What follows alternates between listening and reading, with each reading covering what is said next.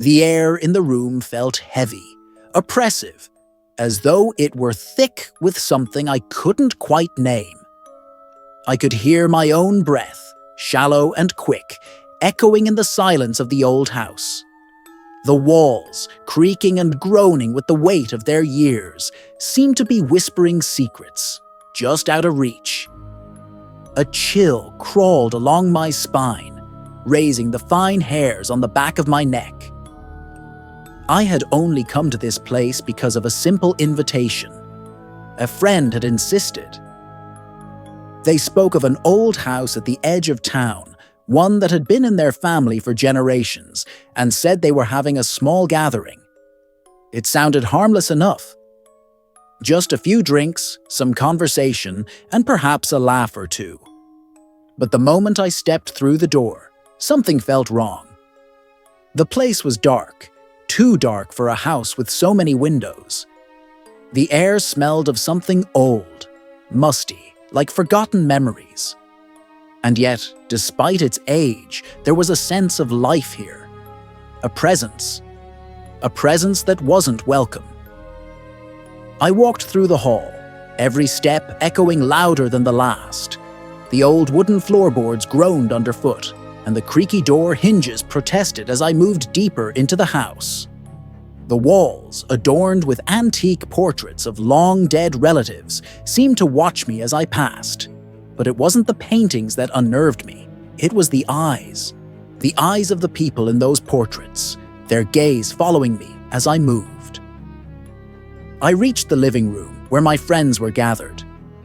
The room itself was small, cozy even, with a fireplace burning low in the corner.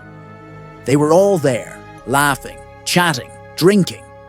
They acted as if nothing was wrong, but I could feel it, that quiet, suffocating presence, lurking just beyond the corner of my vision. "Hey, you made it!" My friend Mark greeted me with a smile, his voice cheerful, as though everything were perfectly normal. But when I looked into his eyes, I could see it. The same unease that was gnawing at me, but he masked it well. He clapped me on the back, ushering me to a chair near the fire. "Relax, it's just an old house. Nothing to be scared of," he said, though his smile seemed strained. I took a seat, trying to push away the feeling that something wasn't quite right. I told myself I was being silly. After all, it was just a house. But even as I sat there, I could feel the air growing colder.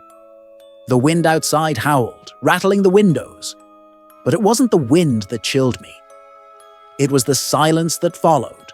The strange, unnatural silence that seemed to settle like a fog over the room. The conversation continued around me, but it felt distant, muffled, as if the walls were closing in.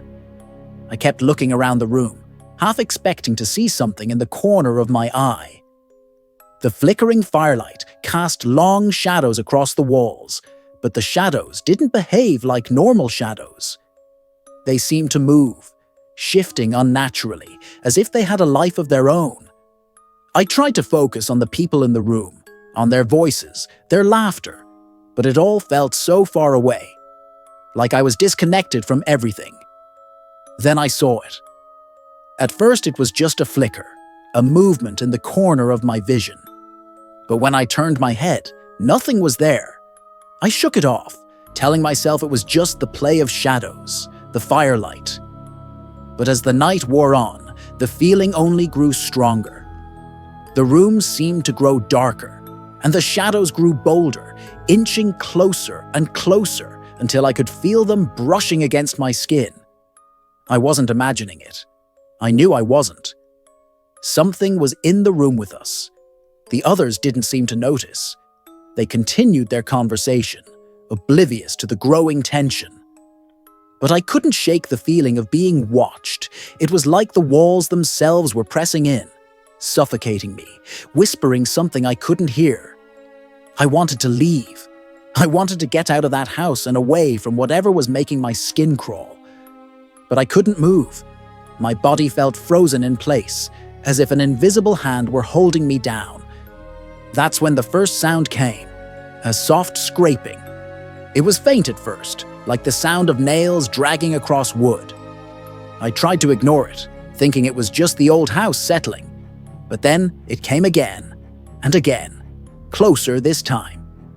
I looked at my friends, but they didn't seem to hear it. Their laughter was louder now, more forced, and yet the sound of scraping filled the room, rising in volume with every passing second. It was coming from the far corner of the room, where the shadows seemed darkest.